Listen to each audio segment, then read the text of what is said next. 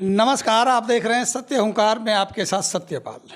आज मेरे साथ खास मेहमान हैं पारस भारद्वाज जी, जो सिर्फ फरीदाबाद के माध्यम से फरीदाबाद की बहुत सारी समस्याओं के ऊपर काम करते हैं, जन सेवा में लगे हुए हैं। बहुत सारे मुद्दों को, चाहे वो भ्रष्टाचार का हो, चाहे वो विकास का हो, प्रमुखता से उठाते हैं। आज हमारे साथ हैं, आइए हम उनका स्वागत करते हैं। सबसे पहले भारद्वाज जी, आपका बहुत बहुत स्वागत है सत्य हुंकार पर। धन्यवाद जी, आपके सभी दर्शकों को मेरा प्रणाम। जय श्री राम। पारस जी, हम जानना ये चाहेंगे, आज जो एक ज्वलंत मुद्दा है, एक तो भ्रष्टाचार को लेकर के फरीदाबाद में जो माहौल आज बना हुआ है, जिधर भी देखो चर्चा भ्रष्टाचार की हो रही है। आज हम उस पर चर्चा करेंगे। दूसरा बड़ा विषय हमारा होगा नगर निगम चुनावों को लेकर के, क्योंकि लोकतंत्र की ये परंपरा है कि चुनाव समय से हो जाना ही लोकतंत्र की सबसे बेस्ट परंपरा मानी जाती है। लेकिन फरीदाबाद में चुनाव लेट हो गए हैं, अभी और लेट होने की संभावना है। आपने भी चुनावों को लेकर के रिट पिटीशन या याचिका आपने डाली है। इस सारे मामले को थोड़ा समझना चाहते हैं कि आखिर ये मामला क्या है। सबसे पहले बात करूंगा भ्रष्टाचार का, जो ये ज्वलंत मुद्दा है। एक ठेकेदार को पकड़ा जाना, 5-6 दिन उसको कस्टडी में रखना और उसके बाद उसको भेज देना। क्या लगता है आपको, ये कार्रवाई आप जायज़ मानते हैं? क्या भ्रष्टाचार के ऊपर लगाम लगेगी? क्या जो सरकार कर रही है ये कुछ ठीक कर रही है, इससे आप संतुष्ट हैं? क्या कहना है आप? बहुत सारे सवाल आपने एक साथ ही पूछ लिए, इसमें एक एक करके बात कर लेते हैं। सबसे पहली बात तो जो भ्रष्टाचार की बात है, देखिए इसमें हमें सबसे पहले ये समझना होगा कि सरकार ने, ये तो मामला तो बहुत पुराना है, 200 करोड़ की जो फाइलें जली थी, इस मामले को तो 2 साल से भी ज़्यादा हो गए। तो अब अचानक से सरकार को ऐसी क्या उनकी निद्रा जागी कि भाई उनको इसके ऊपर कार्रवाई करनी पड़ी। इसमें मैं बिल्कुल 1% भी ऐसा नहीं बोलूँगा कि सरकार की इसके ऊपर कार्रवाई करने की कोई मंशा थी। सरकार की कोई मंशा नहीं थी। ये तो हाई कोर्ट में एक रिट डली कि भाई ये भ्रष्टाचार का ऐसे मामला था, 200 करोड़ की फाइलें जला दी गई और उसके ऊपर अभी तक कोई कार्रवाई नहीं हुई। तो हाई कोर्ट ने सरकार को आदेश दिया कि जांच के, इसके तुरंत जांच करके इसकी रिपोर्ट पेश की जाए। तो आनन फानन में सरकार ने ये जांच कराई। तो हमने इसके ऊपर मीडिया के माध्यम से, अपने अखबार में लेख के माध्यम से ये करा कि भाई अब देखिए कि ये कितनी दुखद बात है कि हाई कोर्ट को हस्तक्षेप करना पड़ रहा है, तब जाके सरकार जो है वो कर रही है और अपनी स्वतः कोई ज्ञान सरकार जो है इसमें नहीं ले रही है भ्रष्टाचार के खिलाफ। अब उसमें भी क्या है कि भाई अब 200 करोड़ का जो घोटाला हुआ है इसके अंदर, ये वैसे 200 करोड़ हम कर रहे हैं, ये घोटाला इससे भी कहीं ज़्यादा बड़ा घोटाला है। ठीक है, ये घोटाला, ये आप मान के चल लीजिए 500 करोड़ से भी ऊपर की रकम जाएगी अगर इसका सही से जांच कर दी जाए, सही से अगर इसका पता लगाया जाए तो। लेकिन अब उसमें एक ठेकेदार को पकड़कर उसको अंदर कर दिया, वो भी मुझे लगता है एक आई वॉश है। उसको पकड़ा गया, एक सनसनी हुई कि हाँ भाई सरकार ने कार्रवाई कर दी, सरकार ने कार्रवाई कर दी। उसके रिमांड उन्होंने 5-6 दिन की रिमांड मिली, अगली रिमांड नहीं मिली, उसको जुडिशियल कस्टडी में भेज दिया। 166 का मुकदमा लगा दिया जो कि बेलेबल ऑफेंस है, उसकी बेल मिल जाएगी, मुकदमा चलता रहेगा, जो अमूमन सभी केसेस में चलता रहता है।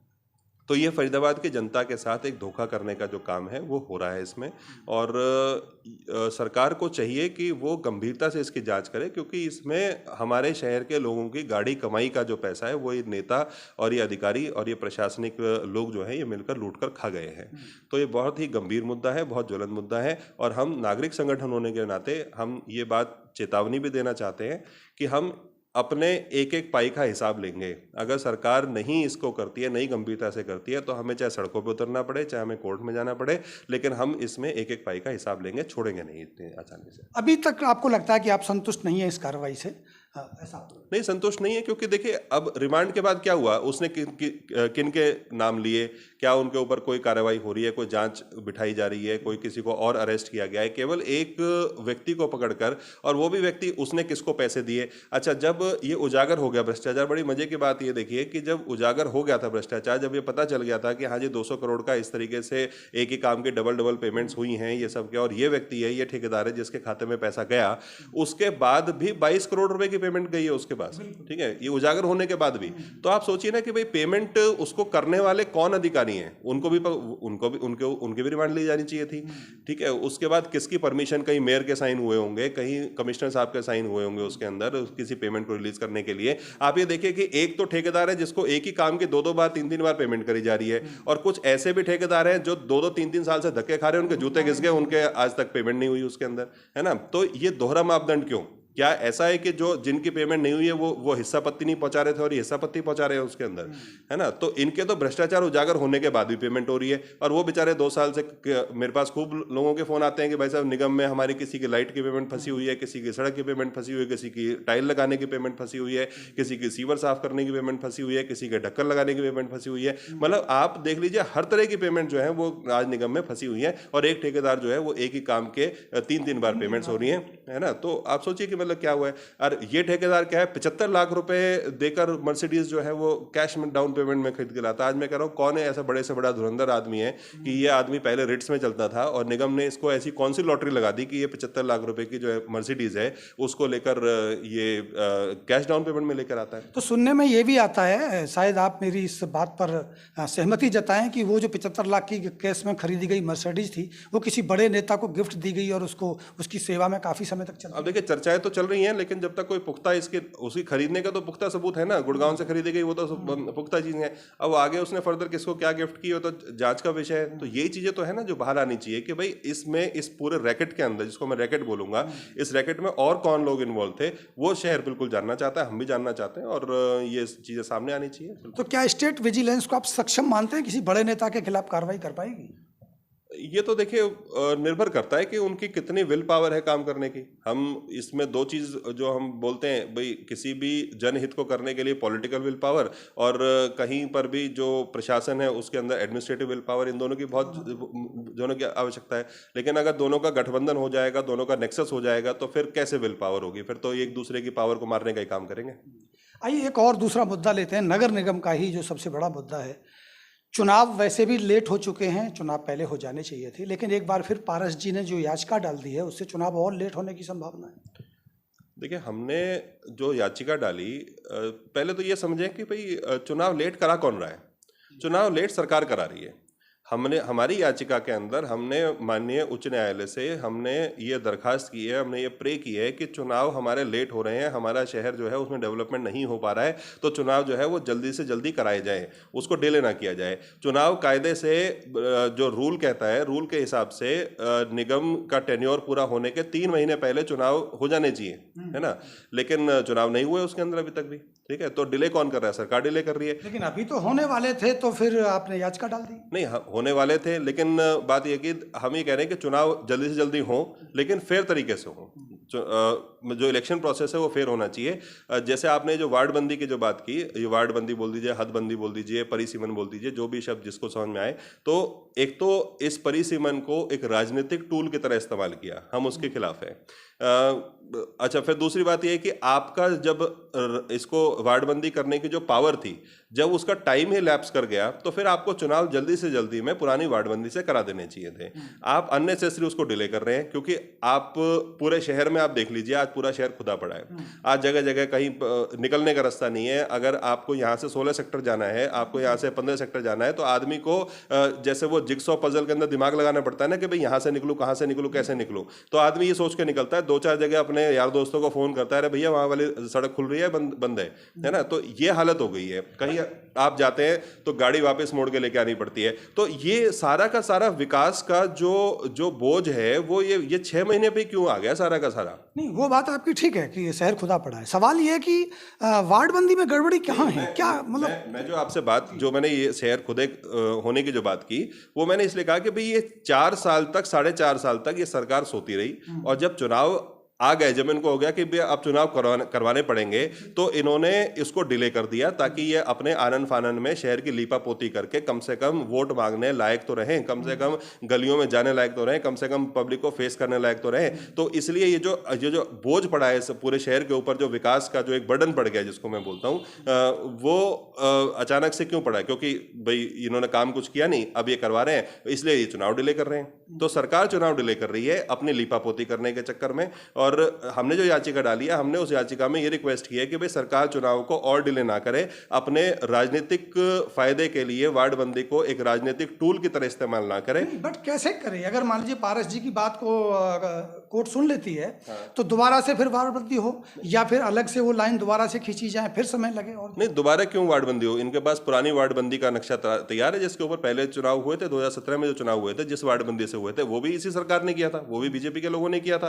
तो उसमें क्या दिक्कत आ गई थी इनको? अचानक से क्यों वार्डबंदी करनी पड़ी? अगर जो ये हुई भी है तो इसमें क्या प्रॉब्लम आपको लगती है? क्या लगता है आपको, इसे जनता का अनहित कैसे होगा? भाई, हम तो इस वार्डबंदी को लेजिटिमेट ही नहीं मान रहे ना। हम तो इसके ऊपर चर्चा ही नहीं कर रहे कि सही करिए गलत करिए। हम तो कह रहे हैं कि भैया ये वार्डबंदी इलीगल है, ठीक है, ये कानूनन नल एंड वॉइड है, ये डिफंक्ट है, ये मतलब इस वाली वार्डबंदी को आपको सिरे से हम नकार देते हैं। इलीगल के कारण कौन से कारण मानते हैं? इलीगल के कारण देखिए, इसके अंदर क्या है, मामला वैसे कोर्ट में विचाराधीन है, और हमारी जो माननीय कोर्ट से भी जो हमारी होती कि भाई इसके अंदर जो इनका टाइम लैप्स था, जब इनको पूरी वार्डबंदी करके जनता के सामने प्रेजेंट करना चाहिए था, वो टाइम इनका निकल चुका है। और अब उस केस में कानून ये कहता है कि अगर आपका समय निकल जाए तो आप पुरानी वार्डबंदी से चुनाव कराइए, ठीक है। चलिए, निकल गया, अब तो वार्डबंदी भी हो गई, सारी तैयारियां पूरी हो गई, तो उसमें तो अब चुनाव होना ही था। शायद मुझे लगता है इसी हफ्ते में शायद घोषणा हो जाती अगर आप कोर्ट में नहीं जाते। इसीलिए वो कह रहे हैं कि पारस जी ने आके, सेब फरीदाबाद वालों ने आके वहाँ याचिका डाल दी और चुनाव को लेट कर दिया। वो आप पे आरोप लगा। देखिए, चुनाव, पहली बात तो ऐसा नहीं है कि याचिका हमारी डली है। हमारी याचिका के अंदर को चुनाव डिले कराने की मंशा थी। ये चुनाव हो जाते हैं। आपने कहा कि भाई अब वार्डबंदी भी हो गई, अब सब कुछ हो गया, अब वो हो गया। अब मैं आपसे एक सवाल पूछता हूँ कि जो वार्डबंदी है, अगर आप गलत तरीके से करेंगे, तरीके से मेरा मतलब ये नहीं कि आपने बाउंड्री कहाँ खींच दी, कहाँ कर दी, मैं उसकी बात नहीं कर रहा हूँ। मैं कह रहा हूँ कि आपको एक टाइम लिमिट, एक फ्रेम के अंदर कराना था। अब आप जल्दबाजी में कर रहे हैं उसका। ना तो आपने अभी तक क्या कोई नक्शा आपको मिला? मैं आपसे एक नागरिक होने के नाते पूछता हूँ, फरीदाबाद के नागरिक होने के नाते पूछता हूँ कि क्या आपको कोई अभी तक आपके नए वार्ड का कोई नक्शा ऐसा मिला? किसी अखबार में छपा देखा आपने? कहीं आपको अधिकारियों ने या कहीं ऐसी कोई पब्लिक नोटिफिकेशन आई कि जी अपने वार्ड को अगर समझना है तो अपने उसके अंदर आ जाइए और समझ लीजिए, है ना? नहीं, तो आई 2 दिन पहले तो नोटिफिकेशन नहीं, नोटिफिकेशन आई, ड्राफ्ट भी तो नहीं समझा है ना, ठीक है, ड्राफ्ट भी तो नहीं समझा है। और 2 दिन, मान लीजिए नोटिफिकेशन 2 दिन पहले आई है, तो क्या इनको साथ साथ नोटिफिकेशन के साथ साथ क्या नक्शा नहीं लगा देने चाहिए थे उसके? ठीक है, बात ये आ रही है कि भाई मैं ये नहीं कह रहा हूं कि भाई आपने इस वार्डबंदी को कैसे किया कैसे नहीं किया। मैं ये कह रहा हूं कि जब आपके पास अब सफिशिएंट टाइम नहीं है तो ये तो आपकी इससे जो आपकी जो जिसको हम बोलेंगे ना कि मेलाफाइड इंटेंशन, सरकार की मेलाफाइड इंटेंशन दिखाई देती है कि अंधेरा कायम रहे, अंधेरे के अंदर अंधेरगर्दी कर दें ताकि लोगों को ना तो वार्ड समझ में आए, ना अपनी वोट समझ में आए, और उसके अंदर ये अपना जो है ना ये लीपा पोती करके और ये इस चुनाव को निकाल ले जाएं। ये मोटी हमें तो ऐसा दिखाई देता है, कहीं ऐसा तो नहीं है कि पारस भारद्वाज जी खुद याचिका डाल के सरकार को या प्रशासन को फंसाना चाहते हैं। जैसे जैसे अब लेट होगा, आगे आगे जैसे जैसे लेट होगा, ये मुश्किल में आएंगे, क्योंकि अभी बारिश होनी है और गर्मी का समय बढ़ेगा। जैसे जैसे चुनाव लेट होगा, अगर अभी चुनाव होता है तो ये कहीं ना कहीं सत्ता पक्ष को फायदे का फसौदा होगा। अगर ये चुनाव लेट होता है तो निश्चित रूप से लॉस होगा। कहीं ये तो नहीं है कि याचिका डाल के आप इसलिए चुनाव लेट कराना चाहते हैं ताकि उनको लॉस हो जाए। नहीं, देखिए, लॉस कराने का हमारा कोई मकसद नहीं है, ना तो हमारी कोई सरकार से बैर है। हम तो जनहित में काम करते हैं, जनता का फायदा होना चाहिए, नुकसान चाहे उसमें किसी का हो या मत हो, जनता का फायदा होना चाहिए। यही लोकतंत्र भी कहता है, यही हमारे संविधान के प्रिंसिपल भी कहते हैं कि India is a welfare state, every state is a welfare state. वो पब्लिक के वेलफेयर के लिए काम करती है। दूसरी बात जो आपने ये कहा कि भाई याचिका डालने से चुनाव लेट होंगे, हम कब कह रहे हैं कि देखिए, याचिका डालने का मतलब चुनाव लेट होना नहीं है। याचिका का मतलब अब क्या है कि कॉमन लोगों के दिमाग में, सबके दिमाग में ये रहता है कि याचिका डल गई तो स्टे हो जाएगा, ठीक है। लेकिन याचिका का मतलब स्टे नहीं है। याचिका का मतलब किसी चीज को एक्सपीडाइट करना भी हो सकता है, ठीक है, कि भाई आप इसको लेट ना करा के जल्दी कराएं। हमारी याचिका में जल्दी कराने की मांग है। हमारी याचिका में ये नहीं है कि चुनाव डिले कराए जाए, और हम ये भी नहीं कह रहे कि भाई आपने गलत करा, इसको ठीक करो, उसमें समय लगेगा, क्योंकि हम तो ये कह रहे हैं कि आपका टाइम लैप्स हो गया, आपने जो काम किया हमारी ना तो समझ में आया, इतनी जल्दबाजी में हुआ है। और कानून भी ये कहता है कि भाई जनता को सफिशिएंट टाइम मिलना चाहिए जिससे कि वो अपनी वार्डों को नया समझ सके। आपने वो टाइम नहीं दिया, आपने नेचुरल प्रिंसिपल ऑफ जस्टिस का हनन किया, आपने डेमोक्रेटिक प्रिंसिपल्स का हनन किया है, आप टोटल सारे रूल्स को वायलेट कर रहे हैं, आपके खुद के बनाए हुए रूल्स जो है उसको वायलेट कर रहे हैं। हम कानून का पालन करने वाली संस्था है, हम कानून का पालन करने वाले लोग हैं, और हम चाहते हैं कि सरकार भी कानून का पालन करे, सरकार भी कानून का पालन करने वाली सरकार बने, अपने ही बनाए हुए कानूनों को तोड़ने का काम ना करे। और जो कानून आपका बनाया हुआ है उस कानून के हिसाब से तो चुनाव आपको तुरंत ही अगली डेट जो कोर्ट में लगी है उसमें सरकार को सरेंडर कर देना चाहिए। सरकार को कहना चाहिए जी कि ठीक है, हमसे ये गलती हो गई, लेकिन इस गलती का सुधार का भी प्रावधान क्योंकि कानून में दिया हुआ है, तो उसके लिए हम पुरानी वार्डबंदी से ये चुनाव करवाने के लिए तैयार हैं, और तुरंत चुनाव की घोषणा कर देनी चाहिए। हम तो कह रहे हैं इमीडिएटली करें चुनाव, जब हो, आप ये मत देखिए कौन से महीने में चुनाव हो रहा है, आप तुरंत चुनाव कीजिए और जो है लोकतंत्र को आगे बढ़ाइए। मतलब आपकी मांग ये है कि जो पुरानी वार्ड बनती थी उसी के आधार पर चुनाव हो जाए, सरकार चुनाव कराए, तो आप सहमत होंगे? हमारी ना तो नई वार्डबंदी ना पुरानी वार्डबंदी, ना हमें कोई पुरानी वार्डबंदी से लगाव है, ना हमें कोई नई वार्डबंदी से बैर है। हम तो कह रहे हैं कि जी कानून का पालन करो, कानून से चलो, जो कानून कहता है वो काम करो। और इस समय कानून ये कहता है कि आपका समय जो है वो काम करने की जो समय सीमा थी, जो अवधि थी, जो आपको कानून देता है वो आपकी निकल चुकी है। चाहे आपके नेग्लिजेंस लगा लीजिए, चाहे जो मर्जी लगा लीजिए, और अब उसका जो भरपाई है वो आप ऐसे करेंगे कि आपके पास जो पुराना नक्शा है, जो पुराना प्रारूप है, उसके हिसाब से चुनाव करा लो। हमारी इतनी सी डिमांड है कि आप कानून का पालन करो। अगर कानून ये कहता है कि नई वार्डबंदी से चुनाव होना चाहिए तो आप नई से कराओ, हम समर्थन करते हैं। अगर चुनाव अगर कानून ये कहता है कि आप पुरानी वार्डबंदी से कराओ तो आपको उसको, तो आप बाध्य हो उसको करने के लिए, आपको उस पर कराना चाहिए। एक और गर्म मुद्दा अभी आया 2 दिन पहले, एक खबर आई, बहुत बड़ी खबर थी, शॉकिंग खबर थी और आश्चर्यचकित करने वाली भी है और अगर कहें तो शर्मिंदगी भी है, कि एक जवान व्यक्ति मैन हॉल के अंदर डूब जाता है, डेथ हो जाती है उसकी। दर्दनाक है, दुखद है। क्या कहेंगे इस पर? फरीदाबाद में अगर ये होता है, कौन जिम्मेदार है इसके लिए? देखिए, इसमें जिम्मेदार तो सत्यपाल जी, इसमें प्रशासन, निगम के अधिकारी वो जिम्मेदार हैं। हमने सामाजिक पटल से हमने डिमांड भी रखी है कि इनके ऊपर हत्या का मुकदमा दर्ज होना चाहिए। पीड़ित परिवार को कम से कम 1 करोड़ रुपए मिलना चाहिए, कोई सरकारी नौकरी मिलनी चाहिए उसके अंदर, गरीब परिवार था वो, ठीक है जी। और जिसका 26 साल का लड़का, आप सोचिए कि भाई वो और मौत भी किस तरीके से हुई, मेन होल में गिरने से, है ना। और 3 महीने बाद उसकी शादी थी। आप उसकी अगर फोटो देखेंगे तो आपके रोंगटे खड़े हो जाएंगे कि हमने शहर का एक नौजवान हंसता खेलता चेहरा जो है वो हमने इन निगम अधिकारियों के जो भ्रष्टाचार, जो नेताओं का जो भ्रष्टाचार जो व्याप्त है, जिसके हमने चर्चा भी स्टार्टिंग से शुरू की थी, उस भ्रष्टाचार के का ग्रास बन गया वो। फरीदाबाद में आप ये देखिए कि कितना विचित्र सा वो है कि हम एक तरफ तो इसको स्मार्ट सिटी बोल रहे हैं, इसके अंदर 10,000 करोड़ तक के निगम के बजट्स आते हैं, ठीक है। हर साल 2,000 2600 करोड़ का बजट आ गया, 2200 करोड़ का बजट आ गया। अभी जब बिल्कुल जाते जाते भी इन्होंने 2100 करोड़ का बजट पास कर दिया। तो हम लोग जो हैं वो बजट रिच सिटी है ना। तो राजस्व में हम लोग गुड़गांव और फरीदाबाद में हमेशा एक कंपटीशन रहता है, ठीक है। अब थोड़ा गुड़गांव का ज़्यादा होगा, नहीं तो पहले फरीदाबाद का ज़्यादा होता था। जनसंख्या के आधार पर हम लोग सबसे ज़्यादा बड़ा जिला है पूरे हरियाणा के अंदर, ठीक है। अगर हम सत्ता बनाने की बात करें तो सत्ता पक्ष को सबसे ज़्यादा वोटों से अगर जितवाने का काम किया तो केंद्र में हमारे शहर ने किया, है ना। 6.5 लाख वोट से माननीय कृष्णपाल गुर्जर जी को जितवाने का काम किया। उसके बाद 9 विधानसभा सीटें जो आती हैं इस लोकसभा क्षेत्र के अंदर, उसमें से हमने 8 विधानसभा सीटें जो हैं वो हमने भारतीय जनता पार्टी को दी हैं, ठीक है ना। तो हमारी तो वैसी वैल्यू इंपॉर्टेंस बढ़ती है, लेकिन ये तो एक प्रारूप हो गया, एक पक्ष हो गया। दूसरा पक्ष क्या है कि भाई हमारे यहाँ मौत कैसे हो रही है। कहीं पर भाई तार नंगी पड़ी थी, बिजली के करंट की तार थी, एक बच्चा उसमें मर गया। कहीं मेन हॉल में 26 साल का बच्चा मर गया। पिछले मैं 10 साल का डेटा आपको मेरे टिप्स पे ध्यान है, अगर मैं आपको गिनवाना शुरू कर दूं तो कहीं पर 2 साल की बच्ची मेन होल में गिरने से मर जाती है। कहीं एक पल्ला गांव के मैं बता देता हूं, पल्ला गांव में एक महिला जो है वो इसके अंदर मेन होल में गिर गई। उसको बचाने के लिए एक लड़का नीचे कूदा, उसको करने के लिए, लक्ष्मण नाम था उस लड़के का, पल्ला गाँव का निवासी था। और वो बचाने में महिला तो बच गई, वो लड़का जो है वो शहीद हो गया, मैं तो शहीद बोलूँगा उसके अंदर, ठीक है ना। उसके बाद आप सेक्टर 56 के अंदर अमरजीत जी के पुत्र थे, इंद्रजीत जो है वो उसके अंदर मेन होल के अंदर डूबने से मर गए। पिछली बरसातों में, अभी जो हाल ही में जो बरसातें हुई, इसके अंदर जो ओल्ड फरीदाबाद का अंडरपास है, अंडरपास में एक रेलिंग इतनी कमजोर थी, इन्होंने रिपेयर नहीं की थी, बिल्कुल जंग खाई रेलिंग थी। उस रेलिंग को पकड़ रहा था, रेलिंग टूट गई, वो नीचे पानी में गिर गया। पूरा अंडरपास भरा हुआ था, उसकी निकासी नहीं थी कहीं पर भी जल की, वो डूब गया। वो अपने आप को बचा ही रहा था कि पता चला कि नीचे मेन होल खुला हुआ था और वो उसके अंदर गिर गया, तो उसकी रिकवरी भी नहीं हो पाई। और उसके ऊपर निगम ने लीपापोती क्या की कि भाई अगले ने शराब पी रखी थी, है ना, इस तरह की वो चीजें हुई। तो मतलब आप देखिए कि फरीदाबाद में किस तरह की मौत के कारण हो रहे हैं। एक बुजुर्ग को, एक सांड जो है वो 70 साल की एक बुजुर्ग महिला है, उसको उठा के फेंक देता है। सांड का इतना आतंक, मतलब यहाँ पर जो है ये आवारा पशुओं का आतंक कितना ज्यादा है, इस तरह की मौत वहां पर होती है ना।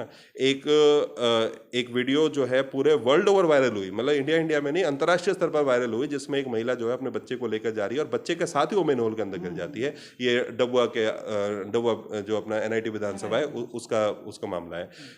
हार्डवेयर प्याली चौक के, अगर हार्डवेयर प्याली रोड जो है उसमें आप देखेंगे तो मोटरसाइकिल से एक्सीडेंट होकर अक्षय शर्मा था शायद उस लड़के का नाम, जो गिर गया और उसके ऊपर से ट्रक जो है वो चला गया, और वो भी हमारा एक बच्चा जो है वो शहर का शहीद हो गया। तो आप सोचिए कि फरीदाबाद के अंदर किस तरह के कारण कैसे हैं मृत्यु के, है ना। हम एक तरफ तो मोर्टेलिटी रेट की बात कर रहे हैं, हम ऐसे बड़े बड़े ग्लोबल हंगर इंडेक्स की बात कर रहे हैं, हम इस तरह की चीज़ों की बात कर रहे हैं, और फरीदाबाद जो कि दिल्ली से बिल्कुल सटता हुआ एनसीआर का one of the most developed cities होना चाहिए था, जो पुराने टाइम से ही एक औद्योगिक, पूरे हिंदुस्तान के अगर हम 5 औद्योगिक शहरों की बात करें तो फरीदाबाद का नंबर उसके अंदर आता था। एक से एक इंडस्ट्रीज यहाँ पर थी, रोजगार पैदा करने वाला शहर माना जाता था। और आज हालत ये कर दी है कि लोग जो है गड्ढों में गिर के मर रहे हैं, मेन होलों में गिरकर मर रहे हैं, कहीं पॉल्यूशन से लोग मर रहे हैं, है ना। तो इस तरह की, अब कोरोना आया तो कोरोना में हॉटस्पॉट यही शहर वो रहा। तो आप देखिए हम किस तरह का शहर बना के दे रहे हैं अपने आने वाली जनरेशन्स को। तो ये बहुत दुखद है, शर्मनाक है, और इसकी जिम्मेदारी जो है मैं तो प्रशासन का और सरकार जो है उनको इसका जिम्मेदार ठहराता हूँ। और मैं कहता हूँ इनके ऊपर हत्या का मुकदमा बिल्कुल दर्ज होना चाहिए, और पब्लिक को बिल्कुल जो है इनका विरोध करना चाहिए इस तरह की चीज़ों का। कल अब ये लड़का गया, हरीश हुआ, कल को हमारे परिवार में हो सकता है, हमारे परिवार का बच्चा कोई हो सकता है, क्योंकि ऐसा तो है नहीं कि भाई ये मैनहोल कहीं एक पर्टिकुलर जगह पर ही खुले हुए हैं। और आप ये देखिए कि 2200 रुपए का ढक्कन आता है, ठीक है। तो सोचकर भी बड़ी मतलब हंसी आती है कि जिस शहर का साल का बजट 2600 करोड़ रुपए है, वो 2000 रुपए का एक ढक्कन नहीं लगा पा रहे हैं, है ना। तो सोचिए मतलब पैसा जा कहां पे रहा है। तो ये बड़ी विडंबना है इस शहर की। और अब जिसको कहते हैं ना भाई, एक तो कहते हैं भाई पानी जो है वो नाक तक आ गया है, अब तो पानी क्या सिर के ऊपर से जाकर लोग डूबने शुरू हो गए हैं। तो अब तो इसके लिए कुछ ना कुछ जो है जनता को आगे आके करना पड़ेगा इसमें। चलिए, सवाल बहुत हैं, समस्याएं बहुत हैं, और भी एक बार फिर हम आपसे वक्त लेंगे और भी सवालों पर चर्चा करेंगे, अभी समय का अभाव है। बहुत बहुत धन्यवाद आपका कि आपने समय निकाला इसके लिए। तो ये थे हमारे साथ पारस भारद्वाज जी। वाकई समस्याएं बहुत हैं और सवाल भी बहुत हैं। अगली बार फिर हम पारस जी से और मुद्दों पर बात करेंगे। आप देखते रहिए सत्य हुंकार। नमस्कार।